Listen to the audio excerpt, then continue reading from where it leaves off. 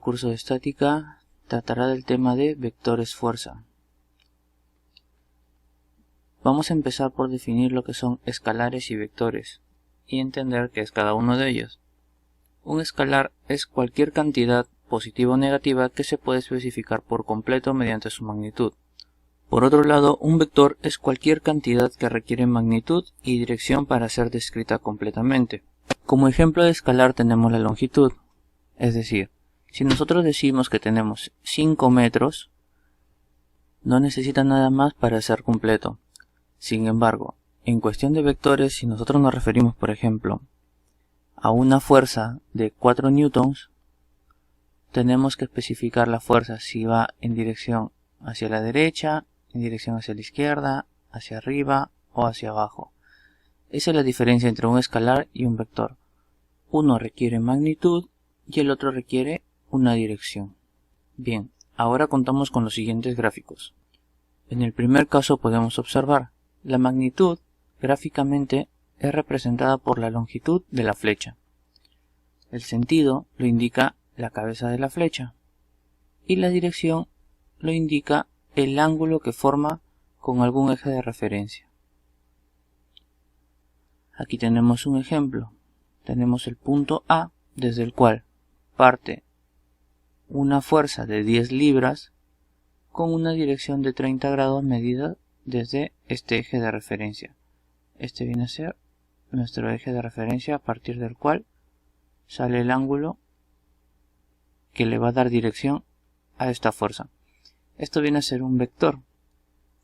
Como he dicho anteriormente, un escalar solamente requiere magnitud.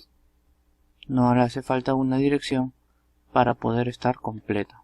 En algunos libros la diferencia entre un escalar y un vector lo marcan en negrita, como podemos ver aquí, y en otras lo marcan con una flecha sobre el símbolo o la nomenclatura del vector. Bien, ahora pasamos a la parte que involucra la multiplicación de un escalar por un vector. Si un vector se multiplica por un escalar positivo, como vemos en este caso a por 2, este vector se va a incrementar en la misma dirección, es decir, 2a. Tenemos aquí delante del a un 1, este 1 por 2 es 2 y nos origina un vector 2a. Por contraparte, si lo multiplicamos por menos 1, tendremos menos a. La magnitud sigue siendo la misma, pero cambiaría la dirección con el sentido opuesto. Si nosotros dividimos a entre menos 2, tendremos que 1 entre menos 2 sería menos 0,5, cambiaría el sentido de la flecha nuevamente en sentido contrario y se representaría de la siguiente forma, ¿no? Menos 0,5 a. Luego pasamos a ver la suma de vectores ya esta vez colineales. Como podemos observar, si sumamos el vector a más el vector b, la resultante tiene la longitud desde a hasta b unidos de cola a cabeza. No tiene más historia. Si los dos vectores son colineales y van a la misma dirección, se suman de esa forma. La resultante sería la suma de ambas longitudes. Diferente sería el caso en el cual el vector a y el vector b no fuesen colineales, como vamos a ver a continuación. Ahora, en este caso nos vamos a regir por la ley del paralelogramo. El primer paso es unir en un punto ambos vectores, a y b. A partir de esta unión se trazan las paralelas, ejes paralelos. En la intersección marcamos un punto P, como podemos ver en esta figura. Desde el inicio de los vectores hasta el punto de intersección de los ejes paralelos se traza una línea, un vector. Este vector va a ser el vector resultante y su magnitud va a ser la suma vectorial del vector A y del vector B, como podemos observar aquí. R es igual a más B. Como podemos observar en este lado, esta magnitud o esta longitud vienen a ser iguales y esta con esta también. Por lo tanto, si nosotros unimos los vectores A y B, uniendo cabeza con cola, tenemos que el valor de la resultante será desde el inicio del vector A hasta el final del vector B. Por otro lado, si nosotros empezamos por el vector B, de inicio a cola, con el vector A, la resultante viene a ser igual a B más A. Por lo tanto, tenemos que A más B es igual a B más A. Ambas iguales al vector R. Bien, del mismo modo, la resta de vectores vendría a ser el mismo procedimiento. Unimos ambas colas, los dos vectores A y B, y trazamos sus paralelas. En este caso, ¿cuál sería la diferencia? La diferencia sería que si nosotros vamos a restar el vector B, es decir, vamos a tener R' igual a menos B, esto viene a ser igual a A más menos B.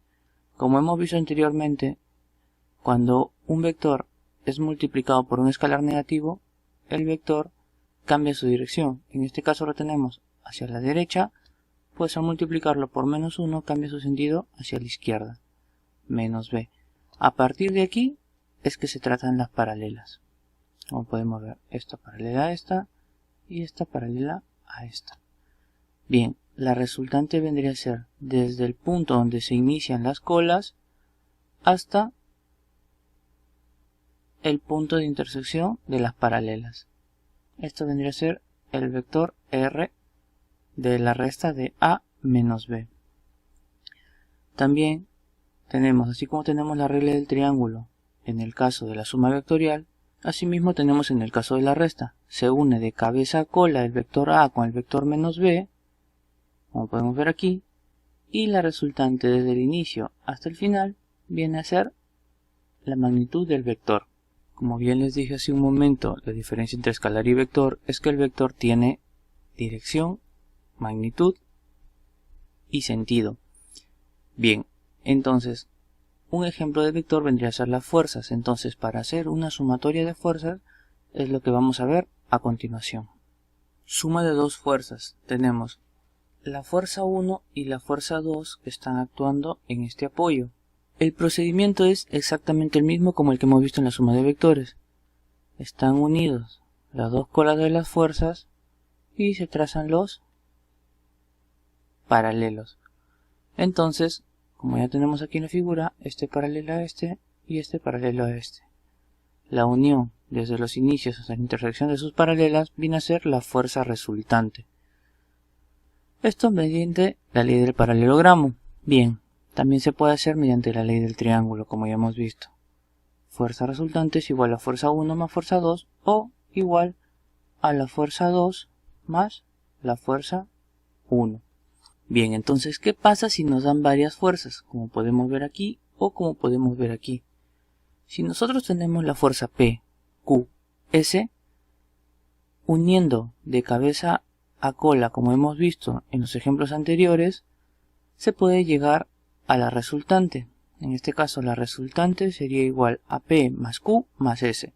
Esto sería gráficamente. Bien, para poder realizar las operaciones con sus magnitudes, tendríamos que resolver la ley del paralelogramo o la ley del triángulo de 2 en 2. Es decir, primero podríamos coger P más Q, que nos daría una resultante parcial. Tendríamos resultante parcial igual a P más Q, y esta resultante la sumaríamos más S para poder hallar la resultante total. O sea, resultante igual a P más Q más S. Del mismo modo, primero podríamos tomar Q más S y con esto hallar una resultante parcial. Luego, esa resultante parcial lo sumamos más P y obtenemos la resultante total. R es igual a P más Q más S, o P más S más Q, o Q más S más P, o como se pueda conjugar, así como podemos observar en la parte de abajo. todas estas operaciones nos tienen que dar el mismo valor R. Bien, si nosotros tenemos todas estas fuerzas, aquí podemos observar que se ha aplicado la ley del paralelogramo entre dos fuerzas. En este caso, la fuerza 2 y la fuerza 1 ha dado una resultante parcial. Esta resultante parcial se va a sumar con la fuerza 3 y esto nos va a dar la fuerza resultante R. Así se haría paso a paso la sumatoria de las fuerzas concurrentes. Por último, nos quedaría detallar el procedimiento para el análisis. Bien, nosotros tendríamos inicialmente que verificar los datos. Por ejemplo, si en este caso nos dan las fuerzas, rápidamente nosotros trazamos las paralelas, armamos nuestro paralelogramo y sabríamos que este vector vendría a ser el valor de la fuerza resultante. Por otro lado, nos podemos encontrar con la situación en la que nos dan una fuerza y nos dan los ejes paralelos. Entonces nosotros ¿qué hacemos? Trazamos paralelas a esos ejes y determinamos los componentes de esta fuerza. ¿Esto cómo lo logramos? Definiendo todas las magnitudes, definiendo los ángulos, definiendo las direcciones. Aquí tendríamos que marcar los ángulos que forman con los ejes, podríamos marcar la magnitud de F, en este caso por ejemplo F1, la dirección de este ángulo. Todos los datos que nos dan los dejamos bien definidos para saber cómo proceder. Podemos encontrarnos con este panorama que sería el 1 o este panorama que podría ser el panorama 2. Una vez que marcamos todos los datos conocidos, empezamos a marcar los datos desconocidos. Esas vienen a ser nuestras incógnitas. En base a esto vamos a trabajar los problemas. Luego que tenemos todos los datos marcados, dibujamos el triángulo con todas las magnitudes conocidas. A partir de este triángulo nosotros vamos a utilizar o bien la ley de los cosenos o la ley de los senos, dependiendo de los valores que nosotros tenemos. Como podemos observar, en la ley de los senos va en este sentido, ángulo con lado opuesto, y guardan relación estas tres fracciones, ¿no? Tienen una equivalencia. Bien, también tenemos la ley de los cosenos. Este de aquí es en el caso de que nosotros tengamos, por ejemplo, los tres lados y un ángulo de ellos, o en todo caso también se puede trabajar como incógnita alguno de estos lados, ¿no? Si en caso tenemos el lado C con el ángulo C, nosotros vamos a tener que basarnos en este panorama que nosotros nos vamos a encontrar cuando vayamos a desarrollar el problema, y en base a esto optar por la mejor opción de estas dos, o bien la ley de los cosenos o bien la ley de los senos. Y bueno, esto sería todo lo referente a vector fuerza, y en los siguientes videos iremos desarrollando algunos ejercicios para aplicar esta ley y toda la teoría que se ha expuesto ahora, ¿no? Espero que les haya gustado y sobre todo más importante que hayan podido comprender estos conceptos. Los espero en el siguiente video. No olviden suscribirse, darle like al video si les ha gustado. Si no les ha gustado, pues no le den dislike. Y pues nada, nos vemos en el siguiente video.